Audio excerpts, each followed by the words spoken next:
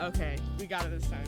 Yay! Oh. Hi, everybody. Welcome to Jesters of the Round Table. Finally. I'm your host, Audrey. I'm your co-host, Izzie. Wait, no, You said host. But I'm not the main one. That sounds like it's a hierarchy. No, I'm the main one. No, I'm the main one. Hi, welcome to Jesters of the Round Table. I'm Audrey. And I'm Izzie. And we're your co-hosts. Equal and we're your co-hosts. No, we have to keep that in. We have to keep that in, absolutely we do. Yes. Izzie, would you like to talk to me about beaches and summer good times? Yes, and summer activities this week? Yes, I would love to talk about beaches and good times and summer activities this week. Oh my gosh, amazing. I can't wait. Have you had any recent good, 2024 summertime good memories? I have. Tell me. They happened recent last ones? week. Oh, yes. Please tell me. I went on a cruise. Pretty last minute planned, by the way. We planned it maybe 1 month in advance, which is crazy. We went to Cozumel in Mexico. And it was a great time. It was a nice 4-day cruise. It was great. And we went to a beach, and it was very beautiful and bright blue. And there were some little tiny reefs, and we saw a bunch of little tiny fishes, and I saw an octopus, a little guy, and a couple stingrays. And it was the little round ones. Little round ones. I love the little round ones. Just the size of a pancake or something. They were really little, yeah. That's so small. I love that.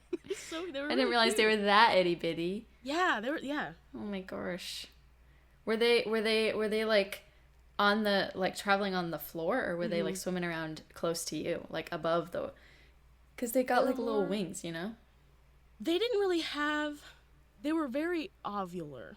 I wish I had. So they were chilling on the. Yeah. So they were. Okay. Yeah. There was a kind of larger, tiny. I cannot stress enough how tiny these quote unquote reefs were. There was I don't have maybe a yard long in diameter, so they're small, but there's little caverns they could go under and stuff. So cute. But yeah, they were. I spent most of my time. I think once I found them, I was I'm just gonna watch you for the rest of the time. For real, that's what I would do. Yeah, just watch them real fly or flit around. Of me. Real ones. If only you could talk to them. Oh my god, guys! I talked to Audrey. I told Izzie the other day. We were on the phone the other day. And I was almost in tears at the fact that I couldn't talk to animals. It was really distressing and still is. I think it's probably the God robbed Izzie of their ability to speak with animals. And I think that's really mean. Why can't I talk to animals? I have so much to say. I bet. Oh my god, I would be unstoppable. And then oh no, I was gonna say another D&D thing, but I don't need to bring more D&D. I thought I said that if Izzie had. Oh yes. If Izzie was a D&D character, the first spell that Izzie would get would be speak with animals. Absolutely. Level 1. That's the only spell I want. That's the only spell you need. I don't care about flying or healing or any of that garbage. No. I just want to make friends with the animals. Yes. I want my cat to know I love him so much. I think he knows. I think he knows. I think he Georgie lets me hold knows. him upside down. I think we're chill. I think Georgie, cool. Yeah. Georgie's chill. Georgie's a little bit of a summer cat. He's a summer cat. I don't know why, but I think he is. But yeah. I don't know what that means, but yeah, you're probably right. But he's a summer cat, I think. What does that mean? I don't know. I don't really know. I just think that he probably his majesty is most apparent in the summer. Yeah. Yeah. I don't know. When back before I went to college, and Georgie and I lived all our lives in my parents' house. He was an indoor-outdoor cat, which I might get some controversy for that, but he would go outside and prance around. He's fixed. He would prance around outside, and then he'd come back at night, and he'd be like, all right, dinner time. And I think he enjoyed it. I think he enjoyed exploring outside. Otherwise, he wouldn't dash out there every time someone tried to leave the building. Yes, and he came back when you found him when he left again in Tallahassee. Okay. This is true. And then when I moved for college and I brought him with me, he ran away. for like 2 freaking weeks, and I was worried, sick, and then he came back. Well, he didn't come back. Someone found him at Panera, and then they brought him to the animal shelter. Yay! And he was wait, really? You went to the animal shelter to get him? Yeah. I didn't know that. You didn't tell me that. The one right by where we lived. Oh, yes, you did tell me that. Okay, yes, I remember I it was because of you. like in my PJs sobbing. I had to drive to the animal shelter. But yeah, he was microchipped, so they could call me. So get your pets microchipped, please. Holy moly. For real, scare of my life. But no way. He doesn't like going outside anymore though, which is good for me. Yeah, he doesn't wait by the door anymore. The AC is good, actually. I'm fine in here. Yeah, I like water. Yeah, he's big I like on water and food. Yeah, he loves food. But yeah, I wish I could speak with animals. Yeah, I wish you could speak with animals also. I also want to speak with animals. You had an encounter that blew my mind. Actually, did bring me to tears. Yes. Can you please speak on that? Maybe this is a summer adventure. I was gonna say, this is like peak summer adventure. So I had summer 2020 when the pandemic was like first hitting in the US and lockdown started and everything. I fell in love with bike riding and just like I couldn't do anything. Anything that was in my house felt like I was trapped. So I was just going on really, really long bike rides by myself. And the town that I live in had a lot of boardwalks and trees and everything. So summertime activity, absolutely. Biking around my town, my hometown, is absolutely like inseparable from summertime. So I was biking a couple days ago, like I don't know, probably like 2 weeks ago at this point. And I was on one of the boardwalks that goes through like a swampy area. It's like a raised up like 4 or 5 feet, and it's got palm trees and other kinds of tall trees forming a little canopy around the boardwalk. And I turn a corner on the boardwalk and I skirt to a halt, break my bike because there's a creature in my path. And I'm like, who is this? And I see it and it looks like a slightly larger than average house cat at first. And then I get a little bit closer and this cat's looking at me. This cat's looking, like staring me up and down, suspicious of me. I've just entered their territory. Sorry, my fellow. And then I look a little bit, my fellow, my wee mate, my wee friend. And I get a little bit closer and I look at this cat in the eyes and I'm like, damn those intelligent eyes though. Intelligent eyes. Wait a minute, those eyes are so intelligent and blue and beautiful. And then I look at the face, and the face has got those sort of triangular tufts of fur coming out of the cheeks, which is like a lynx. A lynx has that kind of fur. And then the tips of the ears are like they're really triangular, very pointy, and they've got dark brown or black fur on the top of them. And then I look at the paws, and the legs have like spots on them, but it's not a lynx-sized beast. It's a itty-bitty, slightly bigger than house cat-sized beast, a little guy. And then I kept looking him over, and he I think he got a little bit spooked, so he jumped off the bridge. But I got off my bike and was examining and trying desperately to befriend this woodland creature who I so badly wanted to get to know. But I think the conclusion that I reached was that maybe it was like a little kitten lynx kitten, little young, which is crazy. Baby lynx. I didn't even know they lived in Florida. Me neither. I thought they lived in freaking Antarctica or something. Yeah. Because that's where you hear about it. You hear about it in like faraway places, but no, they're in your backyard, Izzie. They're in your backyard. Come talk to me. Come talk to me. I can't believe you saw a baby lynx. That's so cool. It's so cool. So awesome. I love them. Oh my gosh. I see good summer experience all the time. Oh yeah, I honestly love an armadillo. They're silly. They're silly looking. They're really silly looking. There's a bunch of them that live in my backyard. Really? Yeah. In your zoology backyard, in your menagerie. Yes, not on purpose. We don't keep them there. They're free to wander in and out. They're just part of the experience. My family has 1 million pets, and the armadillos are not one of them. But they could be if they wanted to. They can hang around. They can hang around. I don't care. They're silly. I got some pretty. They get really close to me, so I got some high def pictures. That's cool. Animal experiences are always good, like summertime activities, and summertime memories, right? I saw this summer so many alligators, but the most concerning ones were all of the ones that I saw on the road. I was like, on the road? You got, yeah. Because the town that I live in, there's so many, like, little man-made retention ponds. Dude, and there are alligators everywhere in them. Yes. And some of them are, like, itty-bitty, and some of them are, 6-foot creatures. But I saw some of them on the road this summer, and I was like, you kids got to get out. This is not safe for you. There was one point where I saw one. I literally thought it was, like, I couldn't tell if it was, like a black plastic grocery bag or something, or like a big trash bag or something that was in the middle of the road, and then I got closer to it, and then it started slithering and moving, and I was like, oh my gosh, that's a living creature. That is not an inanimate object that has found its way onto the road. And then there was a car next to me in the lane next to me, and I stopped, obviously, and because it was like a 25-mile-an-hour road anyway, so it wasn't like anybody was zooming down. And so I just like waited, and the car behind me was like honking. It's like trying to get me to move. And then I'm not going to run over it. No way. So I let them pull out in front of me so that they could just go and not be angry at me anymore. And they pulled up and like they braked to see what I had stopped for. And then I looked over and I stopped looking at the alligator, looked over into their window, and their mouth was agape. Looked. And then they waited like 3 seconds just looking at the alligator. They were just like, understood. Thank you. And like, yeah, the acknowledgement. I was like, yeah, exactly.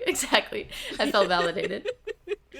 We recently had an alligator on the road situation too. Where was it? It was about it was a couple miles from my house. It wasn't very far because we also have a bunch of retention ponds. Like there's at least a couple in my neighborhood, and one of them. We have seen alligators there. One of the neighbors is like, I saw a 7-foot alligator. Maybe. I don't believe them, but I don't know. Anyway. Maybe. Could be. Oh, alligators grow to their environment. If they like live, like that's why the Everglades alligators can get like just to be the size of dinosaurs, because they got all that. They have so much space to roam and grow. Which is, I don't know, that's just crazy. My mom and dad took like an airboat tour. And they learned all about alligators, which is awesome. Interesting. They were so excited. That retention pond's not big enough to house a 7-foot alligator, so I don't think that was the truth. I saw a crocodile. Okay, yes, go. Please segue into it. Segue. Smooth. Bring it back in. I saw a crocodile. So we went and we found a guy to taxi us there and back, because obviously we do not have a car waiting for us in Mexico. But we went to the beach, whatever, where I ripped open 2 or 3 coconuts with my hands. I was wondering when you were going to talk about the coconuts. I am so strong. I ripped open coconuts. It was awesome. And I banged them against the rock.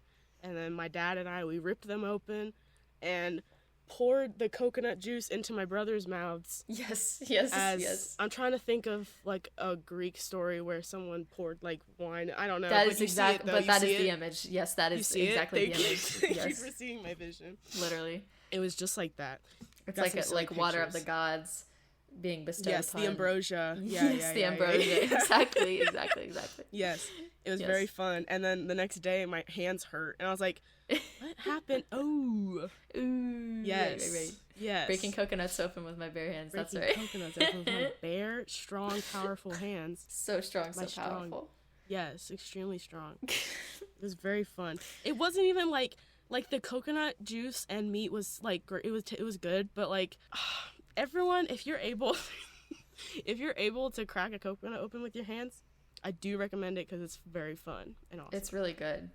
There was a couple, I don't know what summer it was, but whenever I went to Costa Rica with my mom, we were really thirsty, and we went into a grocery store and we were like, hey, can we have a bottle of water? And they're like, nope, we don't have any of that. We don't have any water. I was like, oh, that's crazy. Wild. That's wild. So we went over, we were just wandering around seeing if there's anything that would quench our thirst, and they didn't have like any bottled goods at all, but there was a coconut. But there was coconut. There was a coconut. So we bought a coconut. Didn't have any rock. We were in a street. We were in like a town. So there was no like big rocks or anything. So we did in fact use the curb of the street to smash open a coconut and drink from the nectar of the gods, which was awesome. Yeah, that rules. Great experience. We'll never forget. But after we cracked open coconuts and saw stingrays, we were about to leave the parking lot area, and the driver got out and he's like, "Oh, let me see if the crocodile's here." Okay. So my regular friend, the crocodile. Yeah. So he walked over to like this swampy area, and there was a giant sign there that said, "Warning, crocodile." And he walked back, and he's like, "Yeah, come on." He opened the door for us, and there it was. It was ginormous. I thought he was joking. I thought we walked up, and it was standing perfectly still. So I thought it was like a statue, and I was like, "Oh, this guy's funny." This guy's hilarious. And then it blinked, and and then we started feeding leaves to it, like just picking leaves off trees and throwing it in the water, and then it was like going for him. It was crazy. That thing was huge and looked ancient. And then we went back on the cruise, and it was another fun day of the cruise until we got stranded, which was still fine. It was a perfect summertime adventure, though. Yeah, in a way. Yeah, some people were very upset because they got an extra free day of a cruise, but I was I'm so sorry that you have a buffet full of food. Buffet and a pool. Aww. Womp womp. That's crazy. Womp womp. So yeah, but so we were safe during the hurricane, thank goodness, and so was my family back at home. Thank goodness, for real. I think summertime hurricanes are also, maybe it's just because we grew up in Florida, but the like late summer hurricane tropical storm experience, either like right when school starts back up and then you get your first week of classes canceled. Dude, yes. That happened to me. Yeah. It's crazy how many times that's happened to me. So many times. I think at least 3 times. Yes. It's like always school starts and the hurricane's like, knock, knock, I'm here. I'm here to cancel your school. I remember specifically Matthew, where I had a sleepover with like my friend, and we just had like a really long 4-day sleepover, I think. Yeah, exactly. Because it was a hurricane, we didn't have school, so it was fine. So can I tell you what I did with my Hurricane Matthew time? Because it's also a summertime experience. This episode is going to be so on topic, it's crazy, guys. I'm so locked in this time. Okay, so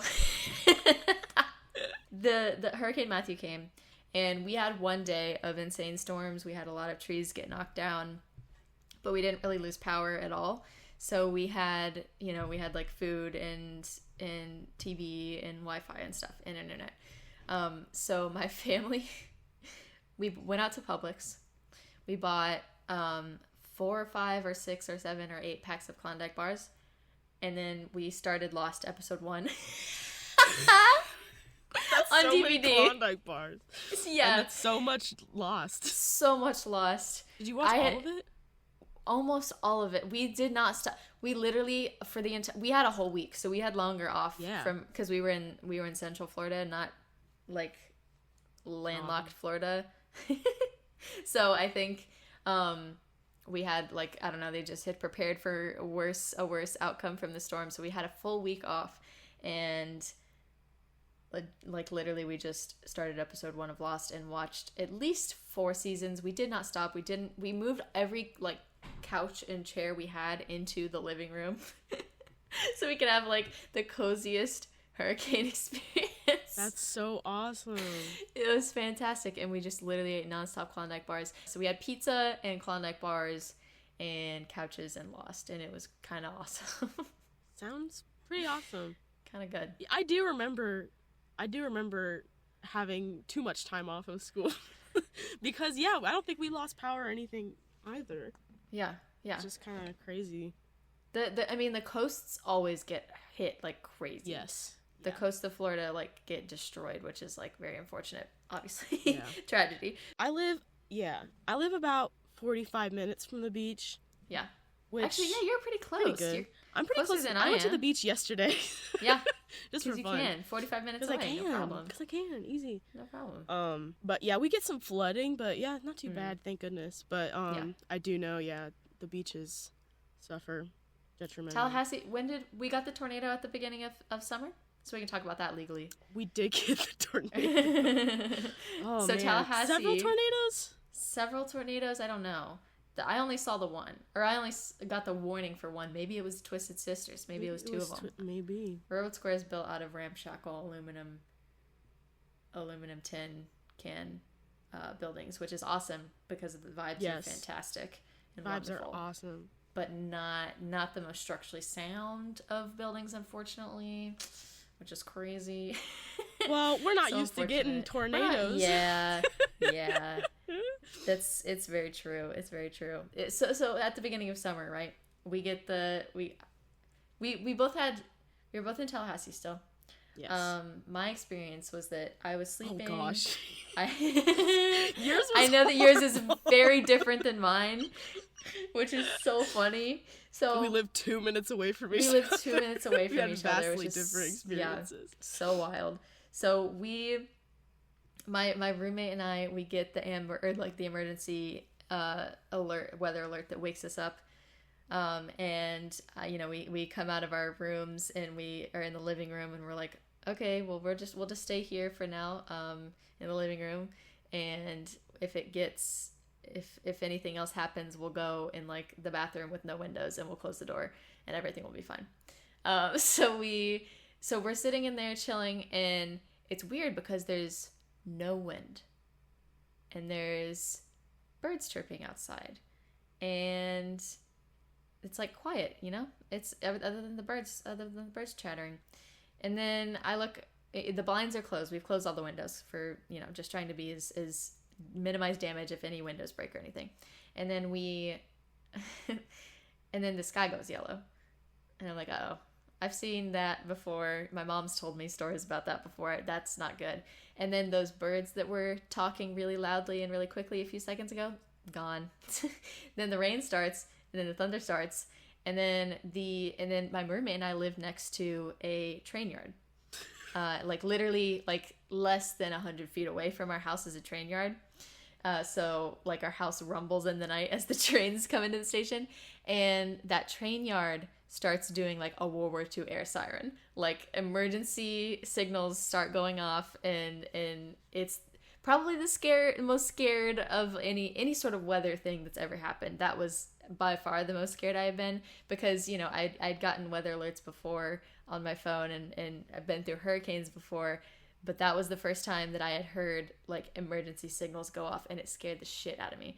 So didn't the emergency signal have like a voice? Yes, it said saying.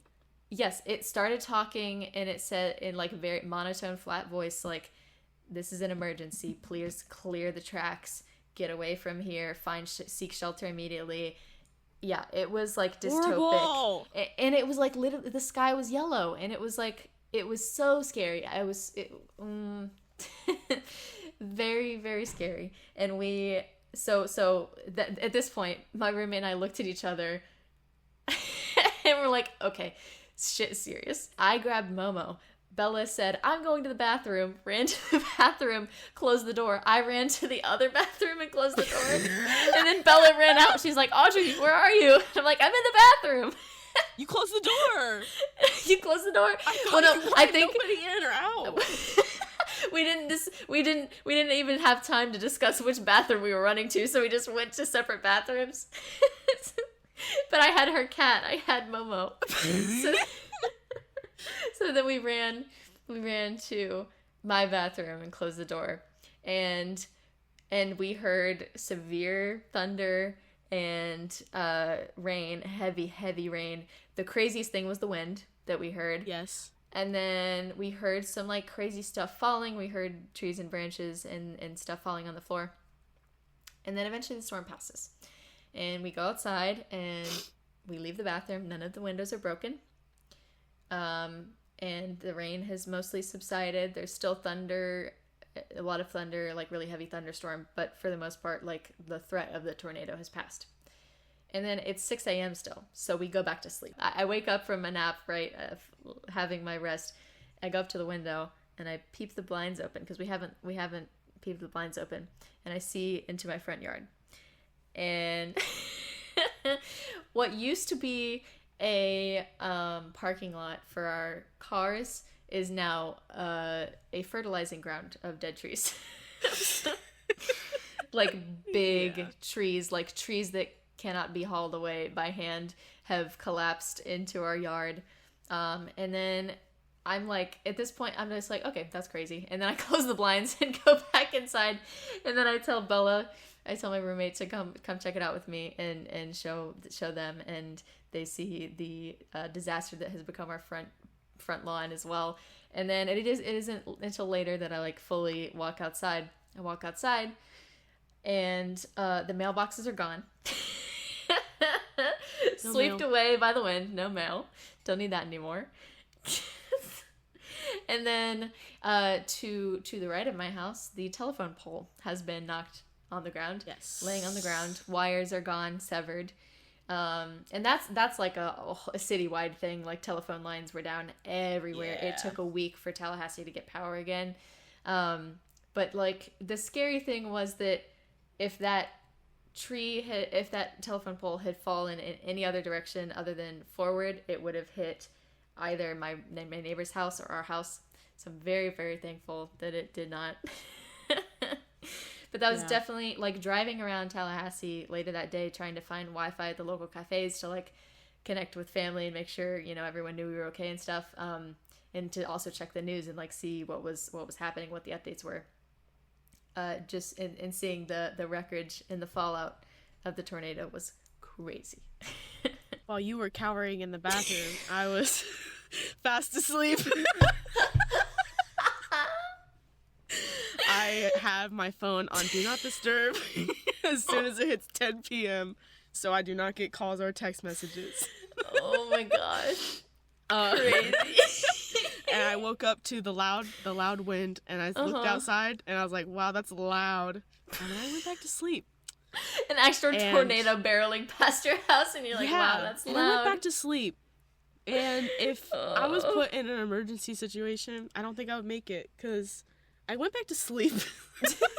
And luckily I woke up, and Thank we God. lost power, which sucked, because I literally got grocery shopping 2 days before, so the entire gallon of milk and all my yogurt was expired and horrible. But that's okay, because none of my property was damaged. And you were not damaged. I was not damaged. Georgie my cat was or safe. my roommates were not damaged. So that's great news. Yes.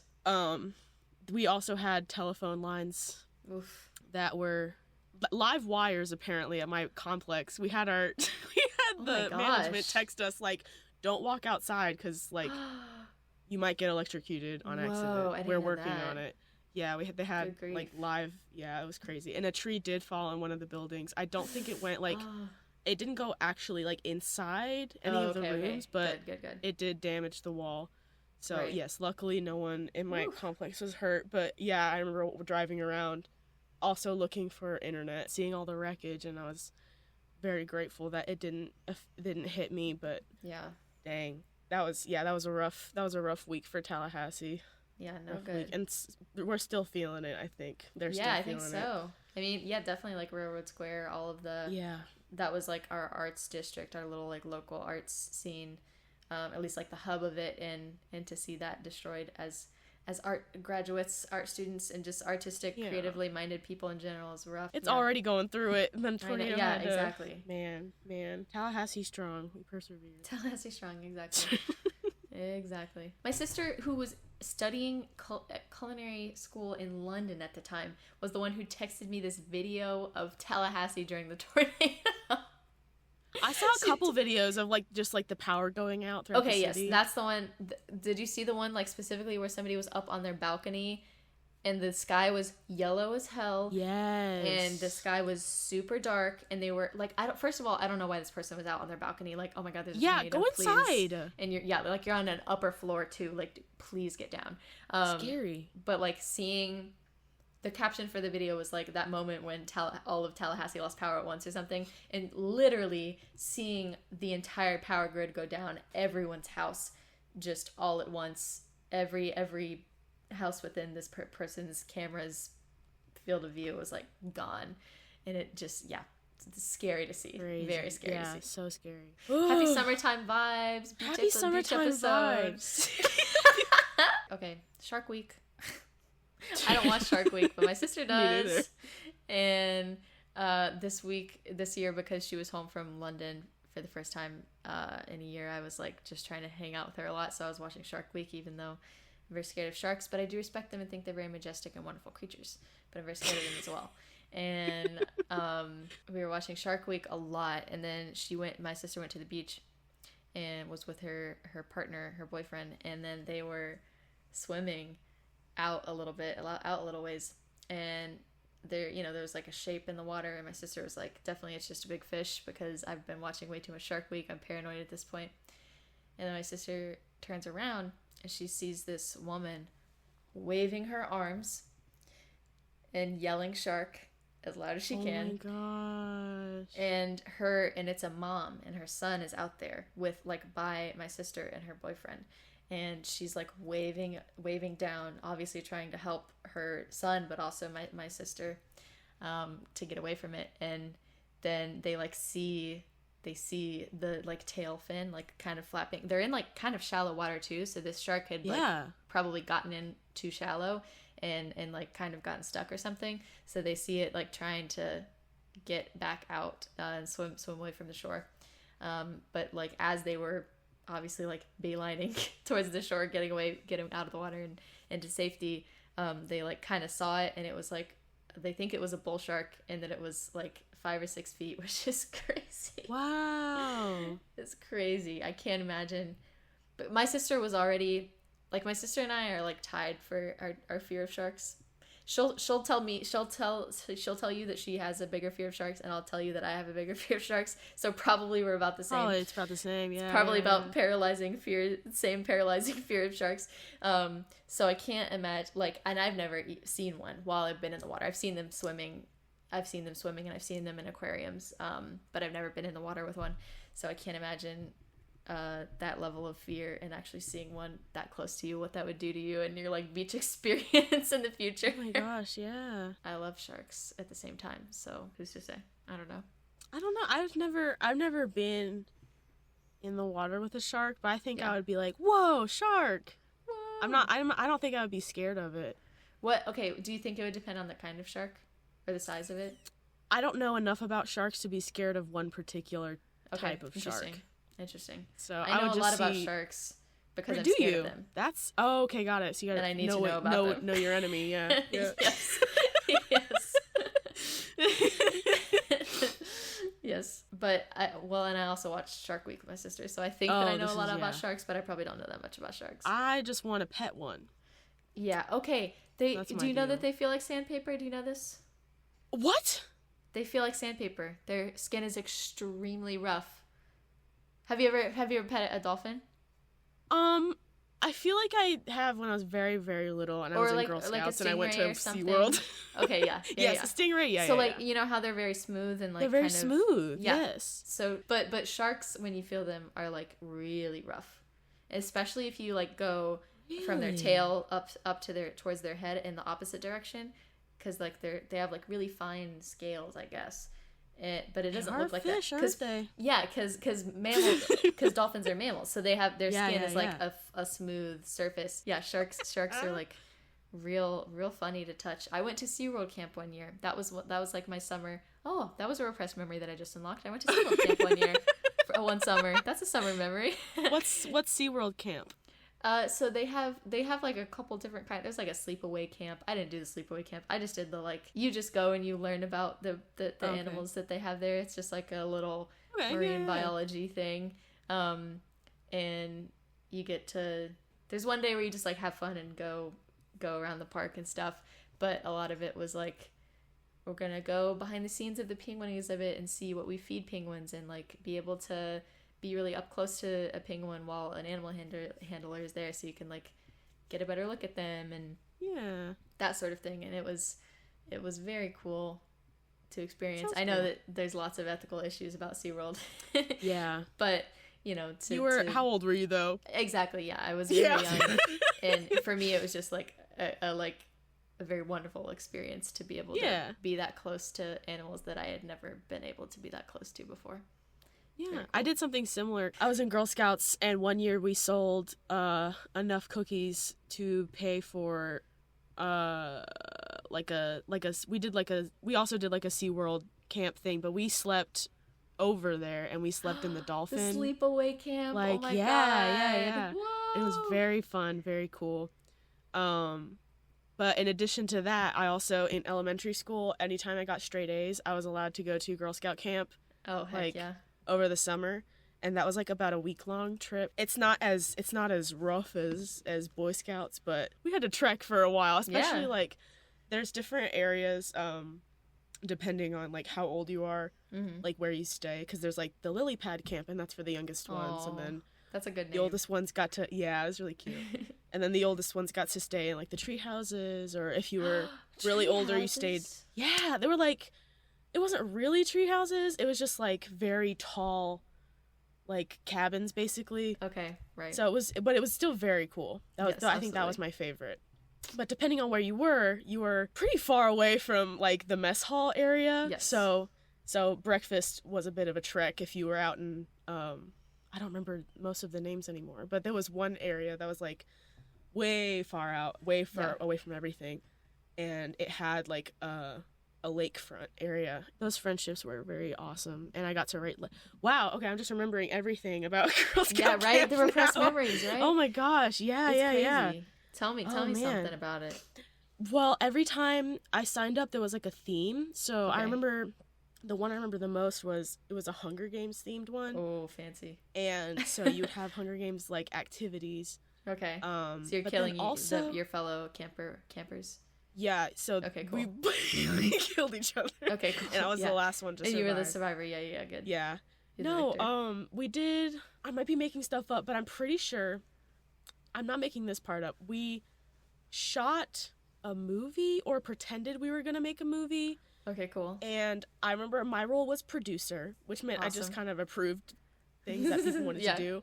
And for the rest of the time, I was just goofing off with my friends. Perfect. Who I kept in contact with for a little bit. We had sleepovers. I remember that had never happened before with my other Girl Scout camp friends. But yeah, we wrote letters. I bet I still have some of the letters that I wrote somewhere from those people. Oh my gosh, that would be wild if you find them. That was crazy. But that was like it was the summer when I was a 6th grader going on to 7th grade, and I was like that was my first time being like in fandom at all. Oh, and so I was super into Doctor Who and Sherlock. I was deep in British TV shows. Yes, at the time. And they got me into this one girl. I think her name was Kelsey. I don't remember. But she got me into anime because she liked Sherlock. Oh, wow. And she was, oh my gosh. I need to find her and make her apologize for my middle school experience. How could you? She got me into anime. She got me into, oh my gosh. She taught me what the word bisexual meant, which was kind of huge. Whoa, I was like, oh, that's the word. For Izzie. That's what it is. You figured it out. Yeah. Whoa. That's, oh my god, knowledge is power. Yeah, we were tight. That rules. Man, I hope she's doing good. Oh my gosh. For real. I forgot about her. Girl Scout camp. I am jealous that you got to do sleepaway camp, because that feels like such a, and it's only like 21st century America that like has romanticized this, but like you see it in so much media of like, this is the quintessential summertime experience. You're away from your parents, you're with other people your age, you're in the woods, like separated a little bit from the rest of society, and you're having a true summer experience spent outdoors in the water, in the woods. So I'm jealous I didn't have that experience. I did have one weird summer experience, and I just talked to my dad about it a couple days ago. But there was one summer where for like a month that summer I was enrolled in a foreign language immersion school. And my my sister my sister went to preschool here. I didn't go to preschool. And I think I told my mom or something that I was like, oh man, I'm sad I didn't go to preschool, because all my friends talk about how they went to preschool and they still have friends from preschool, which is crazy because I had a way better time not being in preschool, reading whatever books I wanted to read and being on my own. So I think I had told my mom that I was like jealous or something that my sister was going to preschool. So during the summer when my sister was off from preschool and out of school because it was summertime, I convinced my dad and mom to put us back in school. Which is crazy, huh? So we went to foreign language immersion school, and they taught us Mandarin, which I learned nothing. I literally did not learn a single word, which but is... hold on. So did you learn while you were there and then forgot? I don't think I did. Like, genuinely, like, I felt like all of the language immersion stuff, I think if I had been there for 2 years, like, suddenly it just would have, like, clicked, and I would have, like, been fluent in three languages at once: French, Spanish, and Mandarin Chinese. But I unfortunately was only there for a month, and therefore learned absolutely nothing about any of those three languages. It was just the most wild experience ever, specifically because everyone else there was a preschooler, and I was in fact I was in like 3rd grade, and everyone else was a preschooler. So weird experience. And then we get to the end of it, and then we're like doing a play. We're doing a Shakespeare play, which is wild to do to a bunch of preschoolers. That's absolutely wild. To think that they're going to take away absolutely anything from that play thematically or emotionally is crazy. But anyways, we do Romeo and Juliet, and I, for some reason, am cast as one of the leads. And then I do, in fact, leave before the play is put on to go to Virginia. And Who are you cast as? I cannot remember if it was Romeo or Juliet, but I was one of those two. Were you were Romeo or Juliet? Yeah, but I genuinely can't remember. Yeah. But I also did not audition. They didn't audition for parts. They were just like, you do this one, and you do this one. 4 years old. Yeah, and then they did, in fact, print out a bunch of, like, fake lips, because obviously they can't make preschoolers kiss. So they printed out a bunch of fake lips and attached them to straws so that we could do a kiss scene without kissing. What? And getting cooties. Right? You couldn't just shake hands? Yeah, we could have just hugged or shook hands, but instead we had fake lips taped to straws, which is wild. So, and then they printed out a bunch of different lips, right? One of those like a gothic, like black lipstick. I love like that you say that teeth. like that's normal. It's normal. And obviously they printed out like a bunch of lips. Like a bunch of lips, so we could choose from between them. One of them was like a glittery pink lipstick. One of them was like a classic juicy red lips. And then one of them was a rainbow lip. And I think I did, in fact, choose the rainbow lip. And then I left before we could do the play. So I mean, yeah, that tracks, actually. It's wild. But it's also like I also told my dad that it was like a very good experience. Like it was very formative. I discovered this food while I was there, because it was like a daycare, basically. It was like a summer daycare that was also summer camp, I guess, right? So they made us food every day. And every Wednesday, and I remember the day, it was literally Wednesdays. Every Wednesday they would make us pierogies, and I had never had a pierogi before. Yum. And I since have been obsessed with them. I love them so much. It's literally potato inside of a little soft little like pancake, folded over and fried, and it's fantastic. Or steamed or boiled. You can like do whatever. Ever. They're the best food ever. They're so good. And then when I was in Poland, I had strawberry filled ones. I didn't know you went to Poland. Pierogies. I did go to Poland. I've got many secrets. Where have you been? So this is another summertime story. God. You want to hear this? I had a friend in high school who traveled for like a month every summer, like month-long vacations to very far away places. And for their 16th birthday, they got to choose a friend to take with them. And they chose me, which is wild, right? Wild. Awesome. Yeah, it was awesome. So for a month, I got to travel around Europe. So I've been to all these. Crazy. Yeah. What? It was such an incredible experience. But Poland was. I love Poland. I think so we visited. Oh gosh, what's the capital? Warsaw. We visited Warsaw, and stayed there for a couple of nights, and actually saw, I think, like a ballet or an opera or something. I can't really remember, but it was like a big. Who are these people? I'll tell you that off air, but yeah, it was what? Yeah. So we did like all of that in the city, and that was very beautiful. I actually really liked Warsaw. It was a very pretty city. But then we went to a more rural area, and it was like a ski town built on the mountains. And ski towns built on the mountains always kind of feel like they're stuck in time a little bit, because it's just like hard to develop on the mountains. So it was a city called Zakopane. I'm not sure how to pronounce it exactly, but it's Zakopane. And we went, it's tobogganing, but it's like on a rail. Do you know what I'm talking about? You're like in a sled, like in a little car, in a little buggy, but you are in like a tube slide that like goes down the side of the mountain. And it's just gravity. Okay, yeah. It's just gravity that like brings you down.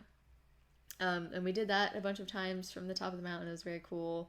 And got ice cream on the top of the mountain when it was very cold. And getting ice cream when it's very cold was I liked doing that a lot. It was kind of a very cool experience.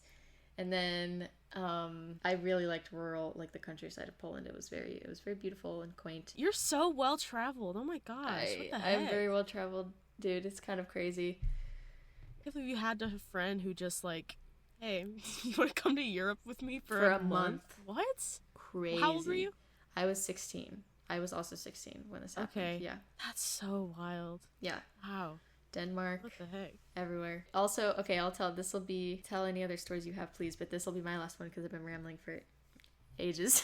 Towards the end of I guess it was actually it was one of the earlier trips during my study abroad semester in Florence. We went to Pompeii, and that was like, oh wow, quintessential summer, because the Mediterranean already feels so full of like summer nostalgia, especially if you're there during those months.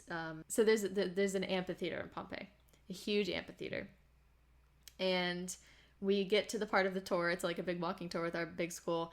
I don't listen to a word that is happening on the tour because I can't stand tours. I would rather learn by seeing and touching and feeling, and I'm really bad about that. Like, I'm horrible at going on tours because unless you have a really good tour guide who's really engaging, it's hard to like be satisfied. So there was one place where the tour guide was telling us this was like a bar. Like, this is where the people would have come to get their drinks after a long day of hard work. Like, they would get their wine. And then the tour guide was telling us that they would put like cheese in their wine and like herbs and bread. And I was like, first of all, that's the coolest thing you've ever said. And you just, yes, in the wine. And like that would be how they serve their wine. Okay. That's what I don't know. Maybe my tour guide was joshing with me. Maybe it's not legit. No, I believe the tour guide. I'm skeptical. I'm skeptical as well. I'm squinting. I don't know how that would taste. Whoever's drinking that. But like for Soggy me, bread in there.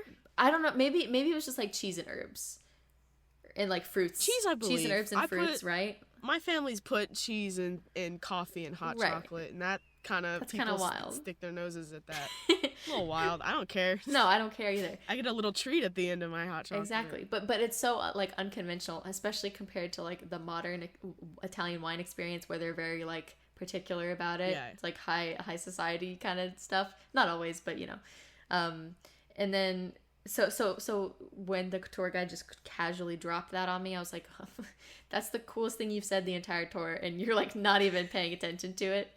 So the tour guide started walking off and like bringing everybody else with her, and I literally stayed back and got behind the bar and started pretending to be like a bartender from ancient Pompeii, and the couple people straggling behind on the tour who were also like just more interested in kind of playing in the space than they were in like following exactly what the tour guide was saying. They were like ordering their wines with their cheeses and herbs in it, and that was really good. So and then we get so that happens, and then we get to the amphitheater. You know, we kind of like, the tour guide is like, okay, we're gonna sit in this space for a little bit because it's a big space, the acoustics are good, we need to like actually sit and you know, imagine being in an amphitheater during a performance for a little bit.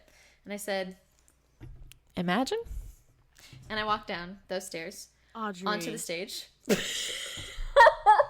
Audrey, what? I walked down those stairs onto the stage. Who are you? This was I can't believe I haven't told you this story. This is the boldest moment of my entire 22 years on planet Earth. I walked down the stairs onto the stage where there are not just our tour group. First of all, it would be terrifying just to sing in front of the classmates that I've gotten to know over the past however long I'd been in Florence at that point. But there were also several other tour groups all seated in the amphitheater at this point. I walked down the stairs with my buddy. And my buddy's like, yeah, I'm going to go sing down there. And then he's like, okay, there's no way actually I'm leaving right now. And he leaves and he goes back up. And I'm like, well, these people wanted a show. No one asked. These people wanted a show. And I am nothing if not a man of the people. So I started singing Bohemian Rhapsody by Queen to an auditorium to the Pompeii Amphitheater in Italy. And people clapped. And I finished my performance and I walked back up the stairs and people thanked me. They said thank you. What? They said thank you. They said thank you. Because how else were they going to get to experience the amphitheater of Pompeii if somebody else didn't get grow the balls to go down there and give them a show? I have the video. I'll send it to you after. You have, please send me that because I love you and I trust you, but I have the video. Don't even worry about it. What? Yeah. What? So peak summertime memory was that. Okay. There are so many wild things about this. Number one, the Audrey that I know and love went down there of your own accord. Yes. No one asked you to do no, this. Certainly See, not. I have family members who'd be like, Mira, Isa, I'll give you $20 if you go down there. Yes. But you took it upon yourself. That is, number one, the wildest thing I've ever heard. Number two, Bohemian Rhapsody, awesome song. However, a solo performance. I did only sing the kinda first wild. minute. Oh, okay. I only sung the first minute. Okay. Because if I had gotten That makes to it better. I see a little silhouette and it was like, that would be crazy to do solo. Because I was singing that in the car the other day. Yeah. And I was imagining, what this would be like a karaoke. And then I got to that part and I was like, ooh, I don't think so. It's not good anymore. I don't think so. But the first minute and a half, mama, Okay. that, like, all of that is that rules. fantastic as a solo performance. That rules. So that's what I did. And then people thanked you. And then people clapped and like standing ovation, clapped, sure. yeah, and thanked me on the way up. Thanked is what's really gets me. Yep. Thanked people. Yep. I'm not kidding. At least 3 people on the way up like stopped me and they were like, "Hey, thank you for singing that. Like, thank you for that experience." It wasn't I didn't sing the whole song. So it wasn't. wild. I'm not a good singer. Like, I sing in the shower, but I'm not like, it wasn't a great performance or anything. But it was just, I think it was just the experience of it. Like, okay, this is what this space would have been used for. Like, I don't know, it's connecting with humans of the past in a really intimate and kind of special way that was cool. That's so wild. Yeah, I should get a sticker that said I sang Bohemian Rhapsody in the Pompeii Amphitheater. There are one There's people one on people. this planet that are allowed to wear that sticker. There are one people. There's one singular person allowed to wear that sticker. There's no one. That is an original experience. I think that is an original experience. Way. There's no way. Yeah. We also one more thing. We also visited a brothel in Pompeii that still was like a surviving structure. One of the most well-preserved structures in all of Pompeii, I might add, which is hilarious to me. And we walked. Pretty awesome. And the reason that they know it's a brothel is because there's frescoes of like the Kama Sutra like poses, not like Yes, literally sir. Kama Sutra, but the sexy bits. And then I left Pompeii and was drawing on my sketchbook later that day, reminiscing on the wonderfulness of that experience. And I drew myself wearing I visited the Pompeii brothel shirt on. They didn't sell those, but I wish that they did sell them. But I really wish they sold I visited the Pompeii brothel. They would sell. They would sell like hotcakes. Oh my gosh. Please. So might get that screen printed or something. We can get on that. Yeah. That'll be on our merch store. That's what I'm saying, right? I would love that. Absolutely. If I had a shirt that said that Oh and my a sticker that said the other thing, I'd be set. So I love Pompeii.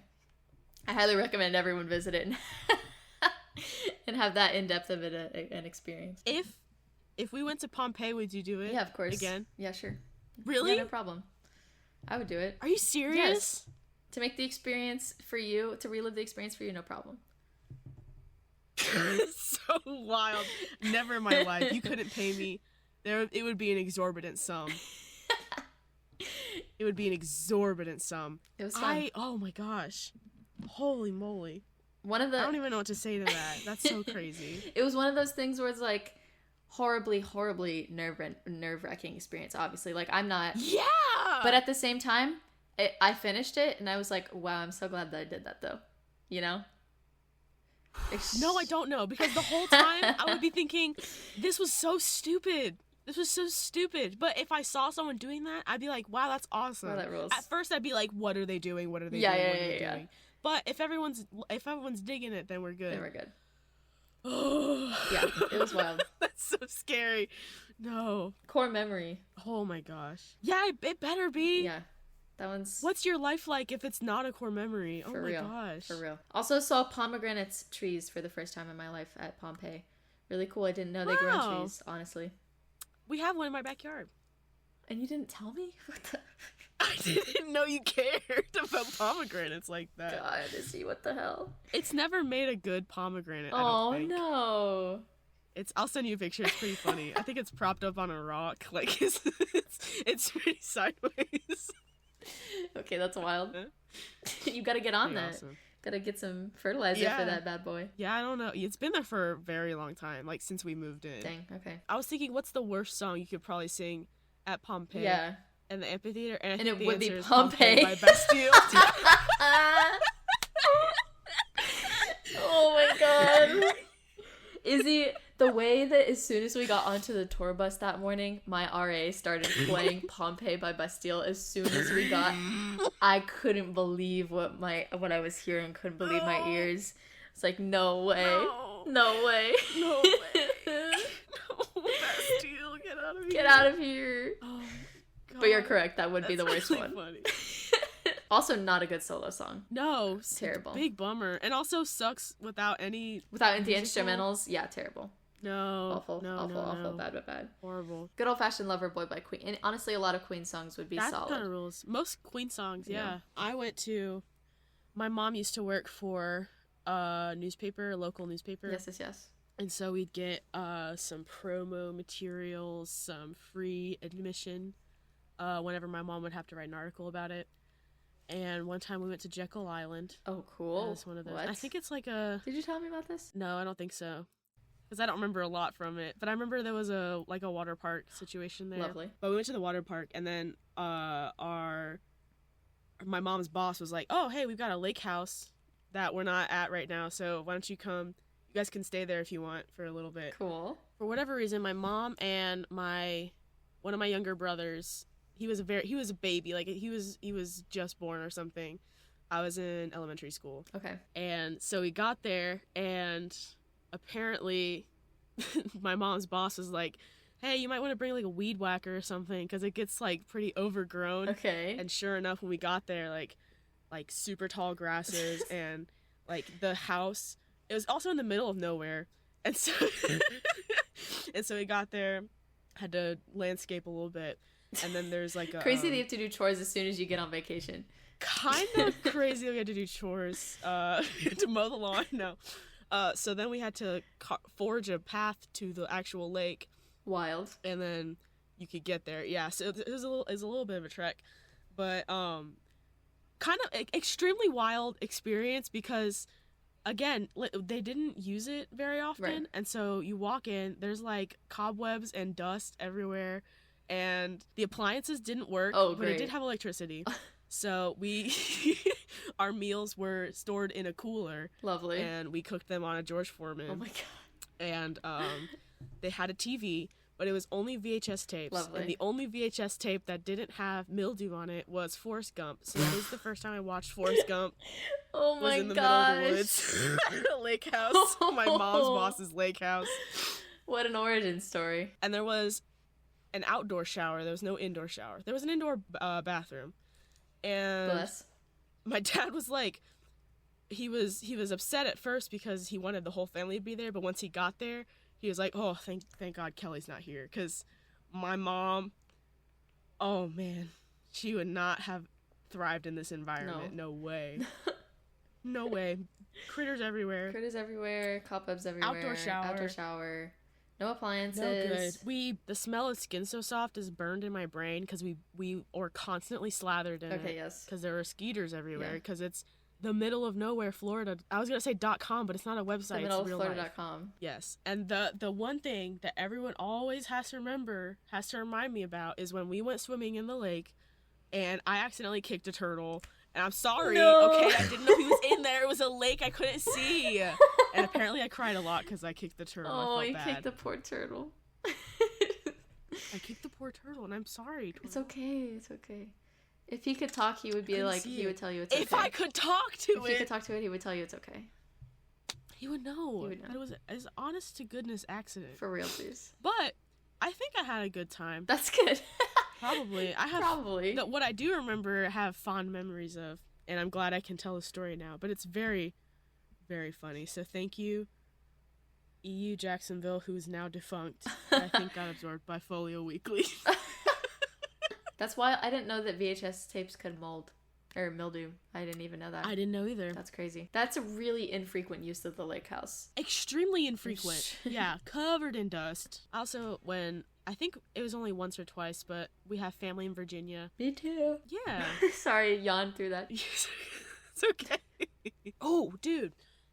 I remember we ate ice cream for breakfast. Awesome. We stayed at my Aunt Barb's house, and she had a gorgeous spiral staircase. Oh, yeah. And I remember that. And she also had a water bed, so I got to sleep in the water bed. Fancy. And, yeah, it was very fun. And she also lived by the beach. And so we went to the beach one time, and there was a bunch of, like, a million crabs. Cool. Little crabs. It was very cool. Heck yeah. So we saw the crabs. I love a beach crab. I love a beach crab. They're so small and so funny. The beach funny. in Tallahassee I would go to. Shell Point has the little crabs. guys. Shell Point has the little guys. I took my little brothers there last time they visited. Amazing. And they loved all the little crabs. Oh, good. That's awesome. Good time. That whole town is so strange. It's so quaint and quiet, but like oddly like cozy in a way. I don't know. It's weird. Yeah. It's a cool little place though. I always feel bad because like going there, I feel like I'm not supposed to be there, but no one cares. No one cares. No one cares. It's okay. Cares. It does feel weird. It feels very weird at night. Because, like, that, it's like a ghost town. That's mostly when I would go. Yeah, me too. Because it's good stargazing. Low light pollution. We never even met each other. We never even met each other at the beach under the stars. What the? That's okay. That was times when I wanted to be alone. Okay, fair. Actually, probably me too. Yeah. Probably I was thinking about things. There was one time I was there, and this guy was like, he was joking around. You just stay over there, okay? Don't come at me or nothing. It was funny. Okay, sure. I think because it was really late. It was like probably like midnight. Yeah, because that's the one. That's the best time. Yeah, I said, don't you worry, sir. I'm staying put. Don't you worry. Twilight at the beach and nighttime beach, probably the greatest times on planet Earth. Maybe. Probably the greatest times. Probably the greatest times. Listening to the waves crash, looking at the stars, kind of magical and majestic and incredible. I love the beach. Yes. Thanks. I'm so glad I can live by the beach. Thank you, the beach, for everything you do. And thank you the beach. To the summertime for the wonderful memories and the wonderful summer activities thank you, that you summertime. bring. Thank you, summertime. We love you, summertime. We love you, summertime. Even though sometimes it's hot. Even though sometimes I hate you, summertime. Even though sometimes I hate you, summertime. Even though I get the really big sads at the summertime. Even though we get the summertime blues, which are very similar to the Sunday evening / afternoon blues, except that it's for 3 months straight, which is really cool and good. That's my seasonal affective disorder. Yeah. It's the opposite. It's the summertimes, for real. It's the summertime that gets me. I don't know winter? Why. No problem, because it's in Florida and it's not winter. Yeah. It's not even real winter. That's true. You can still go outside. It's 60 degrees instead of 102. Yeah, for real. Izzie? Yeah? Do you have a song for me this week? Oh, no! No. Scrambles to find a song. It comes upon me every week. It's a surprise. It approacheth. I'm gonna do Cape Cod Kwassa Kwassa by Vampire Weekend. Because Vampire Weekend is my summer band. They are absolutely a summer band. That's my summer band. Every summer I listen to them. And then I have to, if I'm like, I'm in the mood for Vampire Weekend. No, you have to wait. You have to wait until summertime. Wait till May. For real. I feel you. That's a perfect pick. I think, okay, I feel like I'm morally obligated to choose a Beach Boys song, but against all odds, I'm not doing this. I'm gonna pick, okay, it's Città Vuota by Mina. She's like an old 60s Italian pop singer. This is actually the song that plays on the credits of Luca, If you've ever, that's one of my favorite summertime movies. Beautiful Italian Mediterranean summer vibes. I'm due for a rewatch. Yeah, actually. for realsies. If you need a summertime movie, like a beautiful ocean and sea creatures and Mediterranean beautifulness, beautiful architecture, that's the one. And the soundtrack is beautiful and incredible, and it's all old Italian pop songs. And Città Vuota is like an old Italian love song about being alone in the city and like having your lover leave, and how sad that is. So it's a beautiful song, and I recommend it to everybody. Thank you, everybody, for listening to Just to the Round Table this week. We hope you've had a good time listening to our conversation about beach and summertime activities and summertime memories.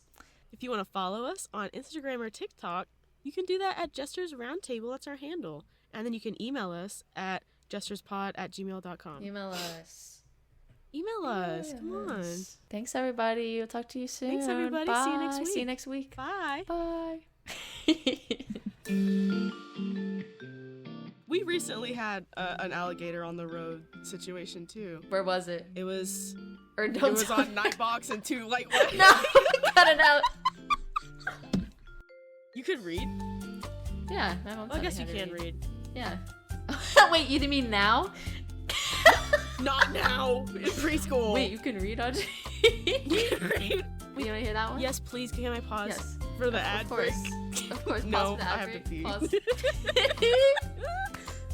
Pause for ad break.